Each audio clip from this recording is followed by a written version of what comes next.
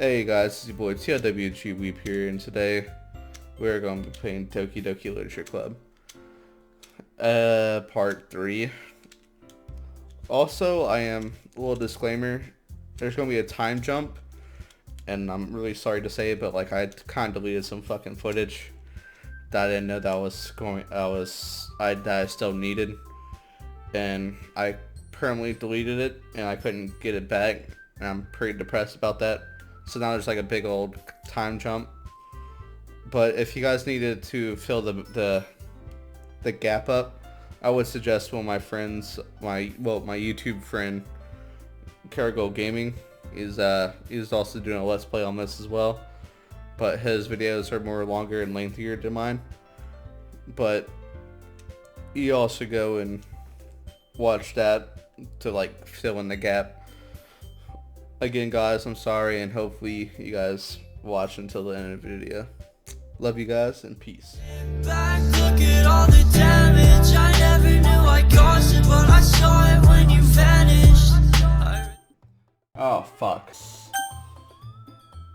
Alright, we're going for Yuri. Natsuki, you're right. That I liked your poem. See? Wait.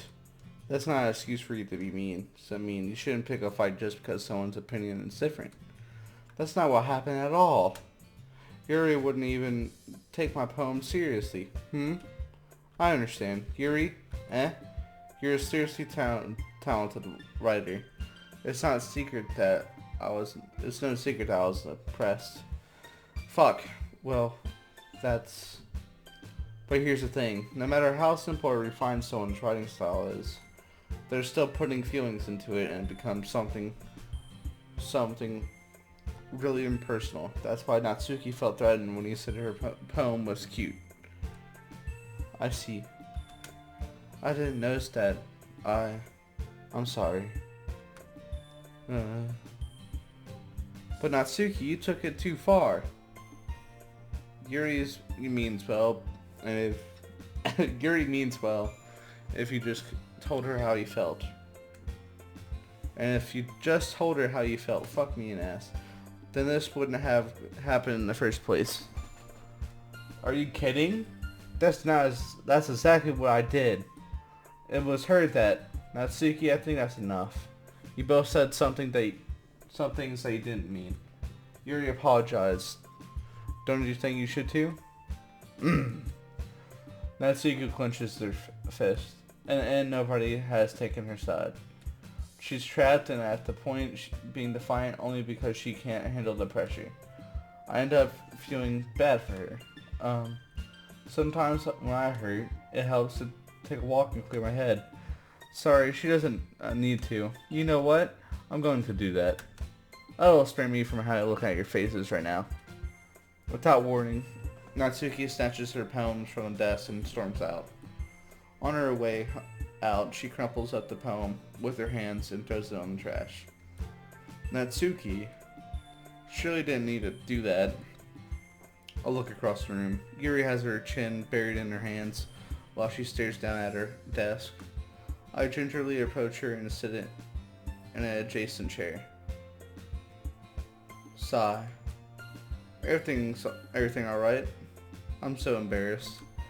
I can't believe I acted like that. You probably hate me now. No, Yuri. How could anyone have frustrated after being treated like that? You handled it as well as anyone could. I don't think any less of you. Well, alright, I believe you. Thanks, faggot. You're too kind. I'm thankful to having a part of this club now. It's nothing. One more thing.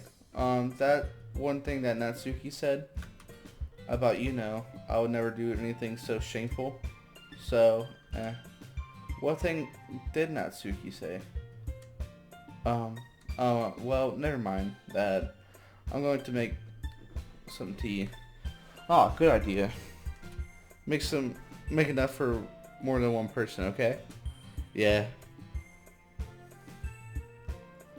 Okay, everyone. It's just about time for us to leave. How did you feel about sharing poems? It was a lot of fun. Well, I'd say it was worth it. It was alright at mostly. Faggot, how about you? Yeah, I'd say the same. It was a neat thing to talk about with everyone. Awesome. In that case, we'll just do the same thing tomorrow. And maybe you learn something from your friends too. So your poems will turn out even better. I think to myself, I did learn a little more about the kinds of poems everyone likes. With any luck, that means I can at least do a better job in impressing those I want to impress. I nodded to myself with a few founded determination. Faggot, ready to walk home? Sure, let's go. Sorry beams at me. It truly has been a while since Sari and I have spent this much time together. I really can't really say I'm not enjoying it either. Sorry, what about what happened earlier? What do you mean? You know, between Yuri and Natsuki? Does that kind of thing happens often? No. That's really the first time I've seen them fight like that. I promise they're both wonderful people. You don't hate them, do you? No, I don't hate them. I just wanted your opinion, that's all. I can see why they make good friends with you. Phew. You know, faggot, it's nice that I get to spend time with you in the club.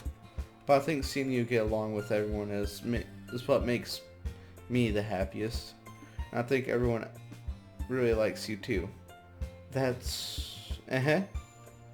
Every day is going to be so much fun. Sigh. It looks like Sayuri still hasn't caught onto the kind of situation I'm in.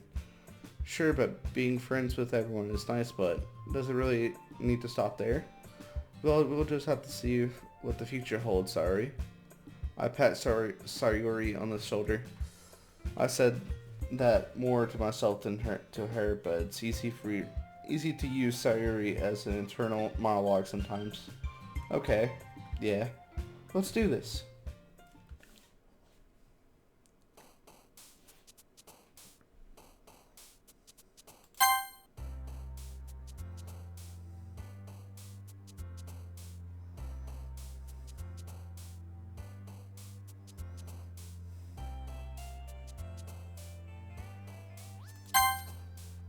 Alright.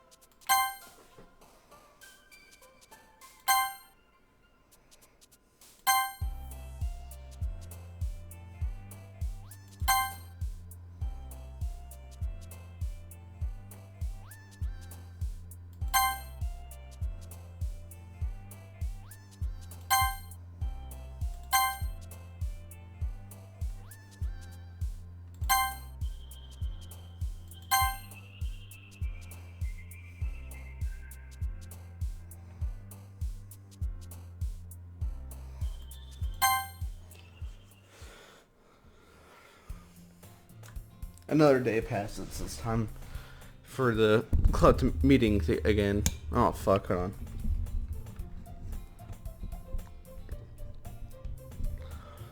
Another day passes, and it's time for the club meeting to get already. I've gotten a little more comfortable here over the past couple days. Entertaining the club room, the usual scene greets me. Hi, faggot. Yo, Sayori. How you doing, fam? Looks like you're in a good mood today. Sure as hell am. I'm just so not used to you being in the club, that's all. I see. That's a pretty simple thing to get you in a good mood. But I guess it's always the simple things with you anyway. Speaking of which, I'm kinda hungry. Will you come with me and buy a snack? No thanks. That's not like you at all. I have my reasons. Why don't we take a good look at your purse, Sayori? Why that all of a sudden? No reason. I just wanted to look at it. Sorry, nervously retrieves her coin purse. She fumbles with the latch and gets it open. She turns it upside down and lets it contents spill onto the desk. Only 2 small coins fall out. I knew it. I can see right through you, sorry. That's not fair. How did you even know? It's simple. If you had enough money the first day, you would have bought a snack before coming up to the club room. So either you're not hungry and wanted to make an excuse to walk, or you plan to conveniently forget that you've spent all your money so that I would lend you something. But there's one more thing.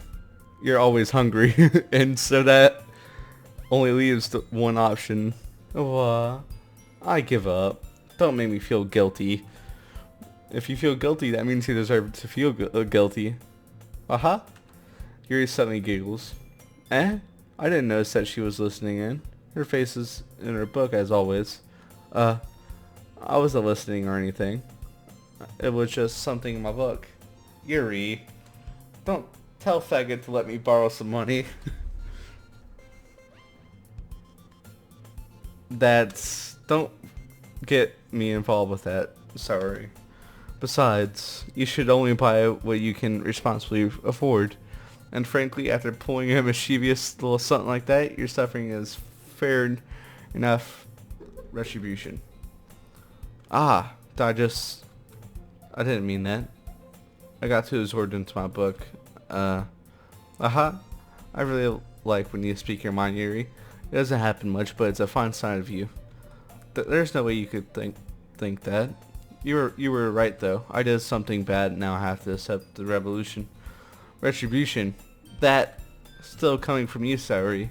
I guess there's a little devil inside all of us, isn't there? Don't let her fool you. Saori knows exactly what she's doing. After all, she told you guys she was bringing me into the club before she even told me. But you wouldn't have come if it weren't for those cupcakes. So I had to trick Natsuki into making them. Come on, give me more credit than that, Saori. Pwah! Kya! Out of nowhere, something smacks Saori in the face and tumbles onto the desk. Ow! What was? A cookie? Sure enough, a giant cookie wrapped in plastic. Saori glances around. Is this a miracle? It's because I paid my restitution.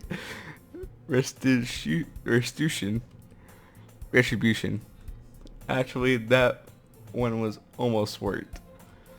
I was just gonna give it to you. But then I heard you blab about the cupcakes. It was totally worth seeing your reaction though. Natsuki, that's nice. That's so nice of you. What the fuck? What the fuck? I'm fucking done, man.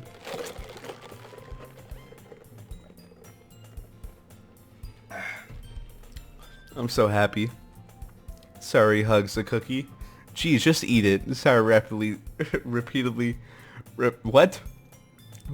tears open the wrapper and takes a big bite. So good.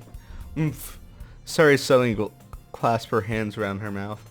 I bit my tongue. You're going through a lot over just one cookie. Natsuki takes a bite of her own cookie. Aw, yours looks really good too, Natsuki. Can I try it? Jeez. Beggars can't be choosers.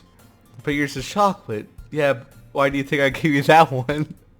Fine. Still, I'm really happy that you shared this one with me. Saori gets out of her seat and goes behind Natsuki, then wraps her arms around her. Aw, jeez. I get it. Cookie still in hand. Natsuki reaches up to nudge Saori off her. Saori suddenly leans down and takes a bite of her Natsuki's cookie. Hey! Did you seriously just do that? Mouthful. Saori trots away to safety. Yuri and I laugh as well. Jeez, you're such a kid sometimes.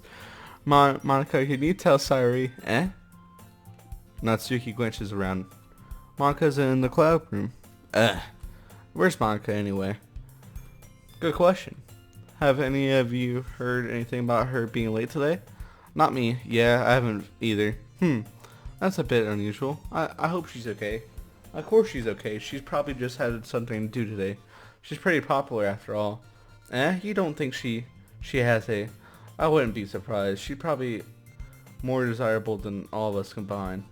That's true. Excuse me? Suddenly the dwarf speaks in. Sorry, I'm super sorry. Oh, there you are. I didn't mean to be late. I hope you guys weren't worried or anything. Maka chose the clubroom over her boyfriend after all. You're so strong-willed. Boyfriend? What on earth are you talking about? Maka quizzically glances at me. Oh, never mind that. What held you up, anyway? Well, my last period today was study hall. To be honest, I kind of lost track of time. That makes no sense, though. You would have heard the bell at least. I must not have heard it since I was practicing piano. Piano? I wasn't aware that you played music as well, Monica. Oh, I don't really. I kind of just started recently. I've always wanted to learn piano. That's cool. You should play something for us, Monica. Monica looks at me. Maybe once I get a little bit better, I will. Yay. That sounds cool. I'd also look forward to it. Is that so? In that case, I won't let you down, faggot. Monica smiles sweetly. I didn't mean any pressure or anything like that. Don't worry. I've been practicing a whole lot recently, and I'd really love the chance to share once I'm ready. I see. In that case, best of luck. Thanks. So, I didn't miss anything, did I? No, not really. I chose to leave outside your mischievous escape. What the fuck? I'm sure Natsuki will end up complaining to her anyway. It looks like everyone has already settled down. Sorry, somehow always already finished her entire cookie. Yuri is back to her book and Natsuki disappeared into the closet. Hey Yuri, I suddenly noticed that Yuri is reading a different book from the one that we've been reading before. Sorry, I didn't mean to interrupt. Oh no. I was just kind of waiting for you. Oh, if that's the case, why don't we just go ahead and get started? Yeah, so I have a request. Do you mind if I make some tea first? Not at all. Thanks very much. If there's one thing that can make my reading time here any better, it's a cup of tea. Not to mention for yourself as well. Yuri stands up and makes her way to the closet. I follow and watch as she retrieves a small water pitcher from the shelf and that with the kind with a filter inside. Can you hold this for a second? Sure. Yuri hands me the water pitcher and also fetches the electric kettle. I'm going to plug this into the teacher's desk. Then we'll get some water. She walks past me and sets the kettle down on the teacher's desk. I simply watch her movements. To my surprise, the way she moves really contrasts her speaking mannerisms. Especially because of her long legs, Yuri appears elegant and I'm gonna fucking kill myself. Fuck me. Okay, may I have the water pitcher? Thanks, I'll be right back. I might as well walk with you. Yeah, why not? Shall we go then? Yeah. Where are you two off to? Yuri was just going to make some tea, so I suddenly realized how weird it sounds to explain this to Monica. We're just filling the water pitcher. Oh, okay. Sorry, I was just a bit curious. That's kind of a one-person job, isn't it? Monica, please mind your business for once. Or do you want me to tell her something's wrong with me helping or do you want to tell me there's something wrong with helping involve faggot and club activities? My mouth gapes. I suppose there's nothing wrong with that. Then let's go, faggot. Yuri, what the fuck just happened? I don't know what the fuck just happened. Yuri quickly exits the rooms and I follow. Once in the hallway, she suddenly puts her forehead against the wall. I spoke without faking. How could I say something like that? Yuri, something about the way she said that. It made me so irritated. What's wrong with me? No, Yuri. I think you did the right thing. I wasn't expecting it, but it's also not right for Monica to judge people like that. Faggot. How come even when I do something bad, you're being nice to me? Because nothing that you do is as bad as you make it as you seem in your head. No, nobody's perfect. We have emotions and we always can't hide from them. But you always amplify things in your head. Your mind turns a light rain shower into a hurricane. Ah, no. Wouldn't you hate me for something as terrible as that? Why would I hate you? I can't hate someone for having emotions. What kind of friend would do that? Friend, you say? Uh, uh, Yuri lifts her head. Faggot? I really like being friends with you.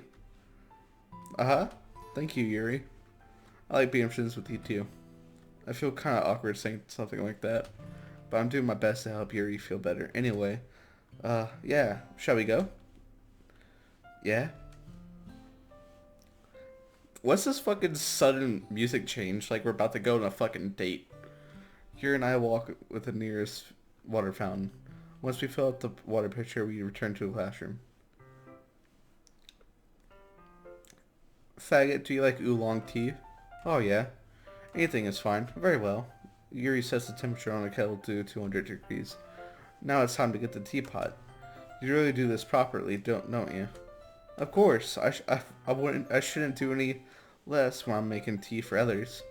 Even if I'm not the expert on tea or anything. Uh-huh. In that case, you'll even be more impressed. Oh, perhaps I will. Yuri fetches the teapot and begins measuring the tea leaves.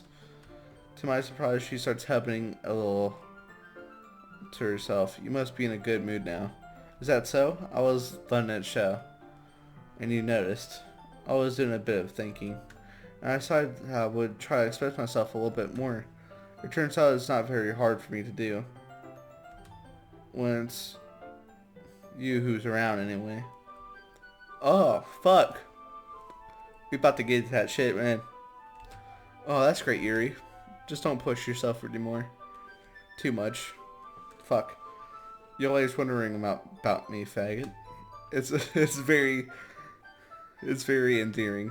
That's Yuri was kidding. I didn't even know if I can keep up with this.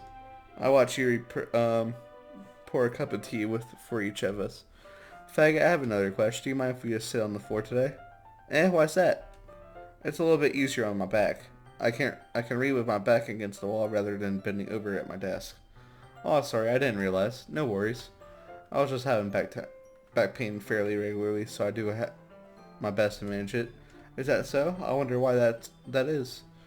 It's most likely because your posture, right? Always hunch over like that while reading. Yes, I had terrible reading posture. So that's why we sit on the floor. Fair enough. We both know she was about to say you're fucking tedious, let's be honest here. I retrieved the book from my bag. Oh, I have some chocolate as well. It's a small bag of small chocolate candies that I kept hidden from Sary's candy radar. I'd take it since it'll go with the tea. Yuri and I sat against the wall, teacups at our sides. As if in sync, we assumed same reading position as last time, each holding one half of the book. Except this time, our bodies are even closer to each other. I can't see too well. Yuri sides closer until our shoulders are touching. How am I supposed to focus on reading like this? Yuri was always kind of cute, but when she's being less apprehensive, it's almost more than I can handle. Your teacup. Yuri hands me your teacup. Holding it with my hand that's not holding the book, I end up in a position that makes it even harder to focus. Because now I need to worry about making sure I don't accidentally touch her chest. Meanwhile, Yuri hasn't noticed a single thing. She wears her intense reading expression, and I only could presume that the world around her has faded away. I used all of my willpower to focus on reading. After a few minutes, I finally managed to relax a bit. I put the teacup between my legs and fumbled with the chocolate wrapper. Oh, sorry. I briefly let go of the book to finish opening the wrapper. You can have as much as you want. Oh, that's okay. I won't take any. Are you sure? Well, if I touch it, then it might get smudges on the pages. Oh, you're right. I didn't even think about that. My bad. No need to apologize. I'll hold the book, okay? Are you sure? Of course. Yuri opens the book with both hands. God damn. Fuck. That's a good wallpaper right there. No, it ain't actually. Her mouth is kind of weird. She holds says that I didn't have any harder of a time reading from it. But as a result, her left arm is practically resting on top of my leg. Well, in that case, Yuri is already totally focused on reading again. I take a chocolate reading... my fucking... Oh my fucking... I take a chocolate candy and pop it into my mouth. Then I take another chocolate and I hold it up to Yuri. She doesn't even look away from the page. She simply parts her lips as if it was if the situation was completely natural. But that means I can't stop here. I practically place chocolate in her mouth. Just like that, Yuri closes her lips over it. Yuri's expression suddenly breaks. Did I just... Yuri looks at me. She needs to confirm just what happens. Faggot? Sorry. I guess I shouldn't have done that. Oh, well, you're just helping. That's something that friends do, right? What the fuck? Not really in this context, but yeah. That's all it was. Yeah. Then you don't need to stop or anything. I see. The situation has got really tense. Yuri tries to return to the book, but I can tell by her expression that she can't even focus now. My heart is pounding. I nervously take another chocolate between my fingers. But this time, Yuri's eyes meet mine. How did it ever come to this? Yuri doesn't avert her gaze. I notice her chest rising and her falling to the rhythm of her breaths. I raise my arm. Like before, Yuri parts her lips, but it's different this time. I take the chocolate and place it into her mouth. I feel her hot breath on my fingers. Okay, everyone. Oh, fuck. Yuri jolts back. It's time to share poems. Faggot, you can help Yuri put away the tea stuff, right? Yeah, of course. Okay, thanks. The spell is abruptly broken. I'll take care of the cups, yeah. What the fuck happened? Yuri picks up the teacups from the floor. I'll pick up the bags of chocolates. In the end, we hastily clean up without so much as a word between us. I get the feeling that this is something neither of us will have the courage to bring up. Alright. We're going for straight up Yuri, no matter what. No Yuri. Let's see what you've written for today. Yuri stares at the post with a surprised expression. Do you like it? Faggot? This one might be even better than yesterday's. How did you even pick up on this? How did you even pick up on this so quickly? Just yesterday I was just telling you about the kinds of techniques worth practicing. Maybe that's why. You did a good job explaining. I really wanted to try giving it more imagery. Yuri visibly swallows. Even her hands appear sweaty. I'm not used to this. Used to what? I don't know. It's fine. Take your time. Yuri breathes and collects her thoughts. I know that Yuri likes to think before she fuck, I'm gonna fucking rip my goddamn mic apart. So I offered that patience to her. Yeah. Just being appreciated like this, I guess. It probably sounds really stupid, but just seeing someone motivated by my writing, it just makes me really happy. Are you sure you're saying you never shared your writing before? Yuri nods. Really? I don't believe it. I really only write for myself. And besides, people would just laugh at me. Do you really think that? Again, Yuri nods. Huh? Even your close friends? Yuri doesn't respond to that. I wonder why. Anyway, do you want to share the poem you wrote today? Yeah, I do. If it's with you. The raccoon.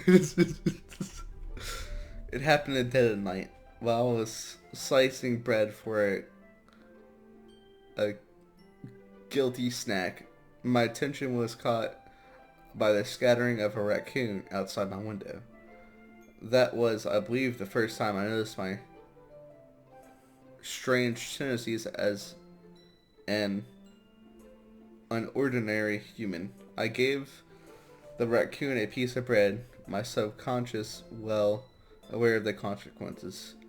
Well aware that the raccoon that is fed will always come back for more.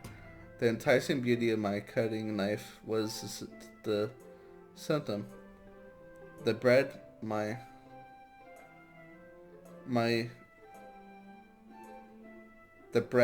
hungry curiosity, the raccoon. What? Where the fuck that says? The moon incements its phase and reflects that much more light off of my cutting knife. The very same light that glistens in the eyes of my raccoon's friends. I slice the bread fresh and soft. The raccoon becomes excited. Perhaps I'm merely projecting my emotions onto a nearly satisfied animal. The raccoon has taken to following me. You could say that we've gotten quite used to each other. The raccoon becomes hungry and more frequently, so my bread is always handy.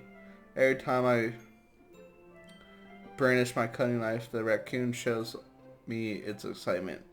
A wish of blood. Classic Pavlovian conditioning. I slice the bed and I feed myself again. Wait, what? I don't know what the fuck that just said, but that's some weird shit. I was a little more daring with this one than yesterday's. I can see that. It's a lot more metaphorical. I don't know if it was my fault, but I can begin to imagine what this poem is about. That's right. It's a bit closer to my preferred writing style, using the poem as a canvas to express vivid imagery and conveying emotions through them. Yeah, if I take it at face value, then I can even figure out what it's supposed to mean. Well, you think it's something that different people can relate to in their own way. I wanted to express the way it feels for me to indulge in one more in my unusual hobbies. It's the sort of things I'm usually forced to keep to myself, so I sometimes enjoy writing about them. Why do you keep them to yourself? Because they're embarrassing, and people will make fun of me. Don't you have anything like that, faggot? Well, yeah, I guess I do. I feel like everyone has a little something like that. The best way we can do is respect each other in our individualities. Even if it's difficult sometimes, and some things make us uncomfortable. After all, if I hadn't learned to embrace my weirdness, I would probably hate myself. I might be ranting a little bit now, but I'm glad that you're a good listener. You're good at a lot of things. Writing, listening, there's really aren't many people like you, faggot. That's exaggerating a little bit. It shows how I feel. I never thought I would be so comfortable sharing my writing. But now I almost feel like I look forward to it. It's just a really nice feeling, and your thanks for that. It's nothing really. Your smile sincerely at me. For just a moment, her timidness seems to disappear. Let